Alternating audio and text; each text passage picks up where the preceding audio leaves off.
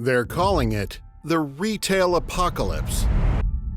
Hundreds of store locations across the United States are being shut down this year, bringing with it job losses, municipal budget deficits, and empty storefronts. According to a survey by Business Insider released in March, no fewer than 1,400 retail locations are set to be closed in the U.S. this year, and that number is accelerating quickly. Just a month earlier, Insider's survey counted only 800 store closures.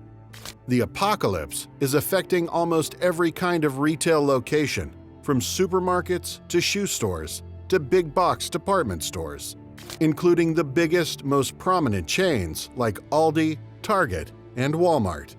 Retailers are being caught up in the perfect storm of economic problems. Some were forced to temporarily close stores during the pandemic lockdowns and were never able to recover fully.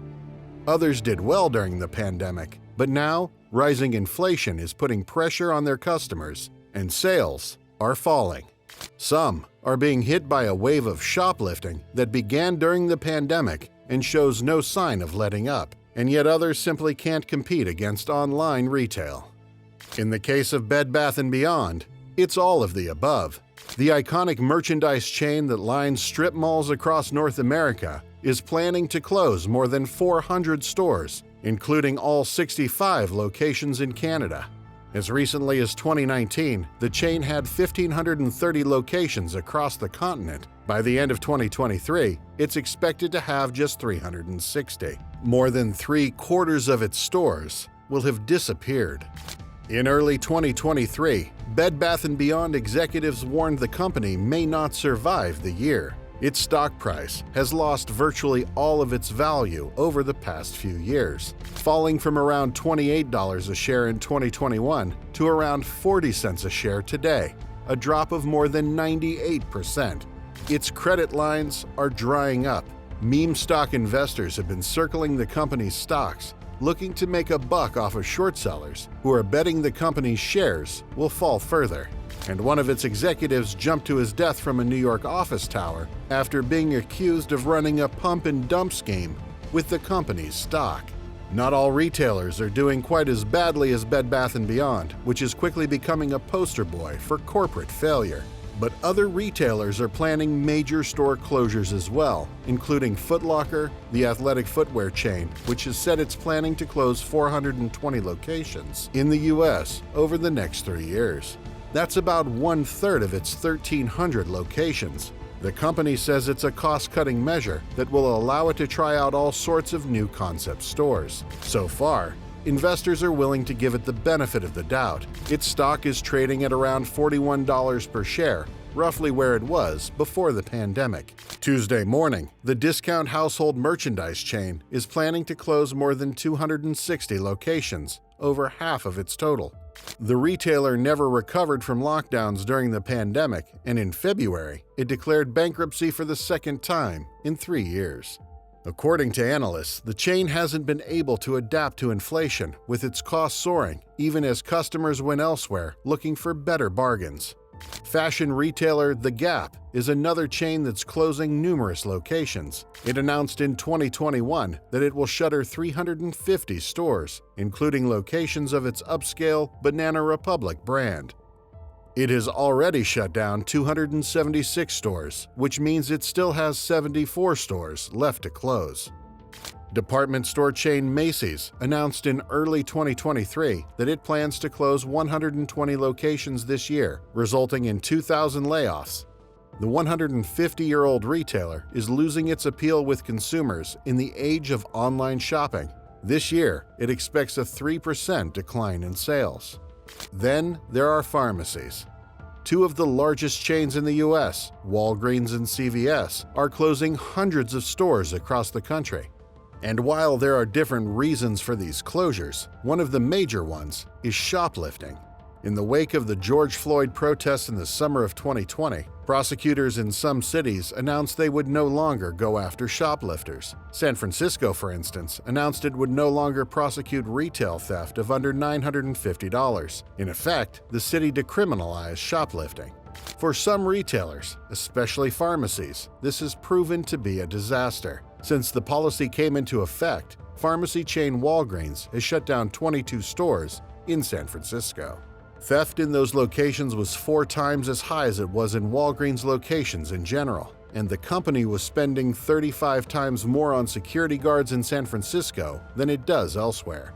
In November of 2021, Ben Dugan, the head of organized retail crime and corporate investigations at CVS, told a Senate committee that online marketplaces are being flooded with goods stolen from CVS pharmacies. The sale of stolen goods via online marketplace is increasing rapidly, representing a serious threat to legitimate businesses of all sizes and subjecting our colleagues and in-person and online shoppers to real harm. Dugan said CVS stores saw a 300% increase in organized retail theft since the pandemic began. This year, CVS has so far closed stores in Iowa, Florida, and New York, and it says it's planning to close around 900 of its roughly 10,000 locations. In some instances, local community activists have said the store closures are leaving people with few good options for getting their prescriptions filled. Walgreens has also been closing stores this year, including in Alabama, Florida, Minnesota, and Missouri. The drugstore chain hasn't specified how many of its 9,000 locations it plans to close, but so far in 2023, closures have affected New York, Minnesota, Vermont, and Alabama. The chain is in a major push to move its business online and recently launched drone delivery in the Dallas area. Theft is also one of the reasons that America's largest retail chain, Walmart, has been giving in to its recent store closures. So far in 2023, Walmart has announced 8 store closures, including its last 2 stores in Portland, Oregon, which have been plagued by record-breaking levels of theft since the city was overrun by protests in the summer of 2020. Nearly 600 people were laid off in the Portland closures. Aside from Portland, Walmart is planning to close a dozen locations in 11 states across the U.S. this year and has already closed stores in Florida, Illinois, Arkansas, and Wisconsin.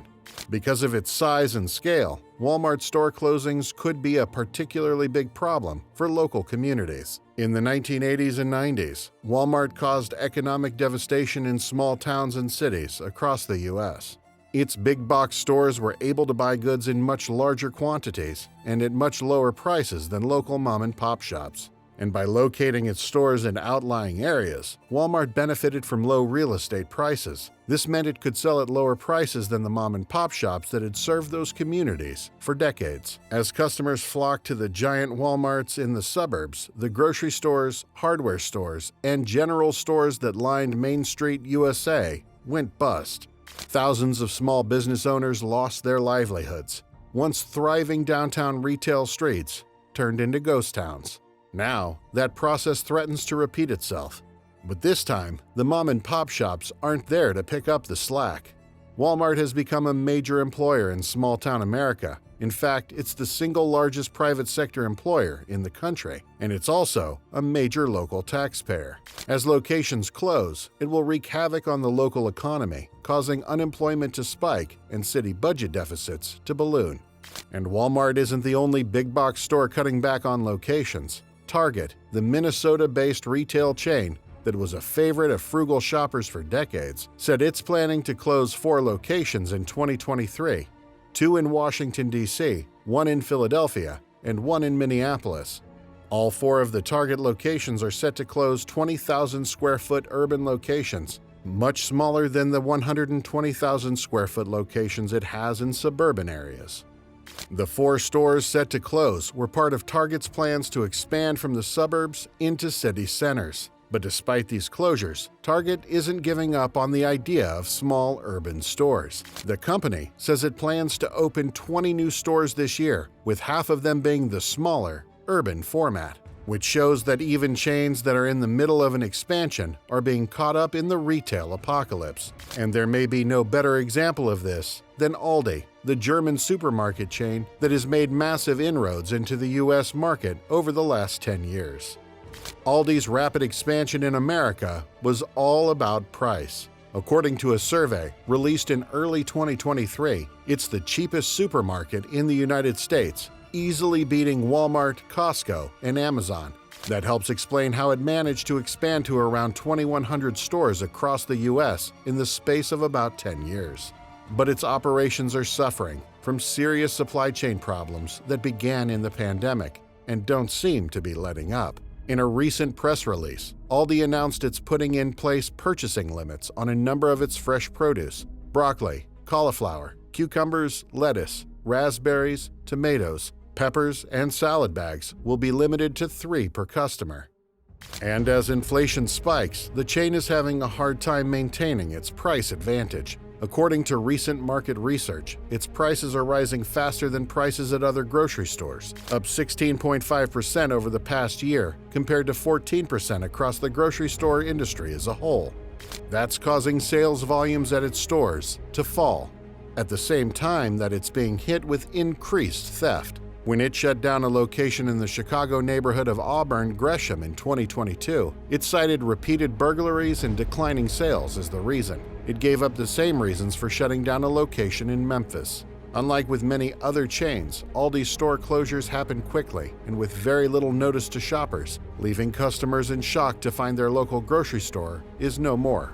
And in some places, the closures are leaving behind food deserts, entire neighborhoods with few options for grocery shopping. When Aldi closed a location in North Minneapolis in early 2023, community activists raised the alarm. The closure means that there's less options for healthy food in the area. Some of our community members will have to travel further to get their groceries, and the issue is, we have a pretty significant population that do not have easy access to transportation. But even as it closes some locations, Aldi is expanding elsewhere.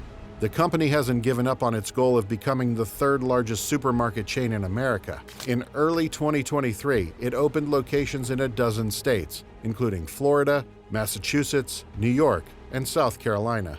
But the question is, with prices soaring, sales volumes falling, and theft plaguing retailers, how long will it be before Aldi closes more stores?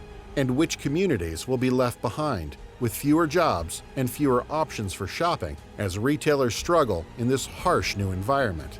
Can the trend be turned around before Amazon becomes the only option for shopping? Only time will tell. If you found this video useful and informational, make sure you hit the like button at the bottom and subscribe to our channel for more coverage of the unfolding crisis in retail.